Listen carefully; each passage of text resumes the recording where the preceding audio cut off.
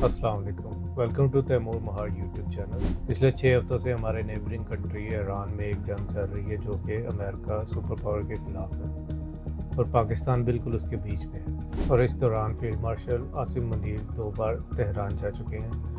Prime minister Shahbaz शरीफ Saudi Arabia, Qatar और तुर्की जा चुके हैं। और फिर भी जो बात हमें बहुत कम लोगों को पता है वो ये है कि अगले 3 दिन इस खित्ते के लिए बहुत इंपॉर्टेंट है और इन 3 दिनों में मिडल ईस्ट का फ्यूचर डिसाइड होगा। पहले टाइमलाइन डिस्कस करते हैं। 28 फरवरी 2026 में इसराइल और अमेरिका ने ईरान के ऊपर एक ऑपरेशन लॉन्च किया। उसका नाम रखा है एपिक फ्यूरी, जिसमें सुप्रीम लीडर अली खामनेई को शहीद किया गया और चीफ नेगोशिएटर अली लारजियानी को भी शहीद कर दिया गया। उसके फ़ौरन बाद ईरान ने स्ट्रेट ऑफ हॉर्मूज को क्लोज़ कर दिया गया, जो कि अब तक क्लोज्ड है। 2 महीनों की जंग के बाद 7 अप्रैल को पाकिस्तान ने सीज़ फायर करवा दिया ईरान और अमेरिका के दरमियान। और फिर 11 और 12 अप्रैल को ईरान और यूएस आमने सामने होते हैं, जो कि डेकेड्स के बाद आमने सामने मुलाकात करते हैं। ईरानियन साइड से 70 रुकनी वफ्द था और अमेरिकन साइड से 300 रुकनी वफद था। अमेरिकन साइड से वाइस प्रेसिडेंट जेडी वैंस इसको लीड कर रहे थे और ईरानियन साइड से पार्लियामेंट स्पीकर इसको लीड कर रहे थे। और फिर 21 घंटे की पीस टॉक्स होती हैं और फेल हो जाती हैं। और फिर 13 अप्रैल को डोनाल्ड ट्रंप अपनी नेवी को हुक्म देते हैं कि वो स्ट्रेट ऑफ हॉर्मूज के आगे एक और ब्लॉकेड लगाए, जो कि ईरान के हर उस जहाज़ को रोकेगी जो स्ट्रेट ऑफ हॉर्मूज में दाखिल हो रहा है या बाहर निकल रहा है।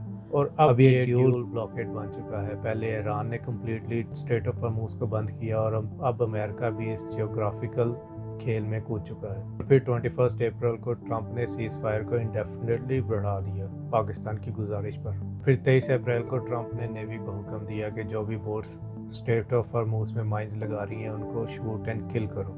और अब तेहरान का जवाब आया कि पहले ब्लॉकेड ख़त्म करो फिर बातचीत होगी। और ये पूरी टाइमलाइन थी 24 अप्रैल तक। अब आते हैं कि इन सब चीज़ों का पाकिस्तान के ऊपर क्या असर पड़ रहा है। क्रूड ऑयल जो इस वार से पहले $70 पर था वो अब $95 पर चले गया है और स्पॉट प्राइस $140 छू चुकी है, जो कि 2008 क्राइसिस से भी ज़्यादा बुरे हाल है। और इन सब इवेंट्स का सबसे ज़्यादा असर पाकिस्तान पर पड़ा, क्योंकि 80% पाकिस्तान का क्रूड ऑयल जो है वो ट्रैवल करता है स्ट्रेट ऑफ हॉर्मूज से और 20% हम रशिया से बाय करते हैं। पाकिस्तान में अप्रैल में पेट्रोल 460 रुपये और डीजल 520 रुपये तक पहुंच गया। प्राइम मिनिस्टर शहबाज शरीफ ने कुछ लेविस कम की तो अब पेट्रोल जो है 360 रुपये पर बैठा हुआ है, जो कि 66% ज़्यादा है जब कॉन्फ्लिक्ट शुरू हुआ था। और पेट्रोल के अलावा बिजली महंगी हुई, ट्रांसपोर्टेशन महंगी हुई, ग्रोसरी बहुत महंगी हुई।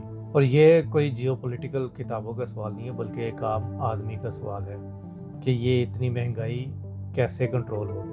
अगर ये पीस टॉक अगले हफ्ते में अब पटरी पर नहीं चढ़ती तो इसका इम्पैक्ट बहुत गहरा होगा और पेट्रोल हद से ज़्यादा बढ़ जाएगा और उसके साथ ट्रांसपोर्टेशन बढ़ेगी और ट्रांसपोर्टेशन के साथ बाकी रेगुलर ज़िंदगी में जो भी हम गुड्स इस्तेमाल करते हैं वो भी बढ़ जाएगी। दूसरी बात जो कि एक नाजुक बात है पाकिस्तान के लिए, पाकिस्तान इन दोनों के बीच में पीस टॉक्स को करवाने की कोशिश कर रहा है, लेकिन इन दोनों में से एक भी नाराज़ हो गया तो वो पाकिस्तान के लिए खतरा बन सकता है। अमेरिका जो है वो पाकिस्तान की IMF लाइफ लाइन कंट्रोल करती है और ईरान के साथ हम 909 किलोमीटर का बॉर्डर शेयर करते हैं। और अब अमेरिका में पाकिस्तान और फील्ड मार्शल आसिम मुनीर के ख़िलाफ़ एक कैंपेन शुरू हो चुकी है, जिस कैंपेन के बिहाइंड एक ऑर्गेनाइजेशन है जो है FTD।